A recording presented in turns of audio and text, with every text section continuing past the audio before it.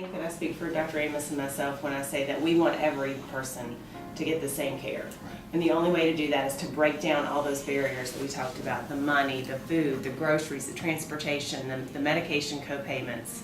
Break those down so that every single person gets the same care. I have one patient right now who has almost no one in the world.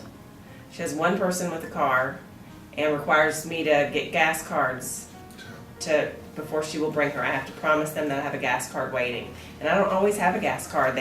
We have a gas card fund, and when the fund is empty and there's no gas cards at UNC hospitals, I can't create one. There are people who just have barriers. Car, I can't park. It's the smallest things. It's the smallest things that we don't think about. I had a patient who didn't have a phone. I mean, and you think that's a simple thing, but I take it for granted. I just had never heard about that. Some of these people, they're starting chemo, and I tell them they need to come in if they have a fever over 100.4, and they say, well, I don't have a thermometer, I wouldn't know. So at UNC, we have parking vouchers, meal vouchers, those kinds of things, but they're supposed to be used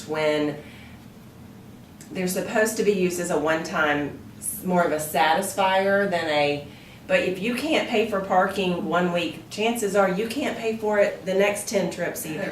There are transportation services, but they're also cumbersome for patients to arrange. I think that It's very difficult. very difficult. Where I see the biggest hole though is that ongoing. It's never a one-time thing, and people get desperate in the beginning, and I get them everything I can get them, and then they've got another 6 months to go. Right, we got us like, what else can we do? It's hard to get them through the battle. The reason I took this job is because I never really thought that I would have to worry about deciding whether people get certain treatment care. I'm not having someone administratively tell me whether I can do something for a patient or not. You learn that there are other barriers. What frustrates providers and patients the most are barriers beyond your control. That makes the job harder. And if there are ways to eliminate those barriers, we create a better world for everybody. And we make this disease less of a problem in society. Mm-hmm. Barriers are what hold us back.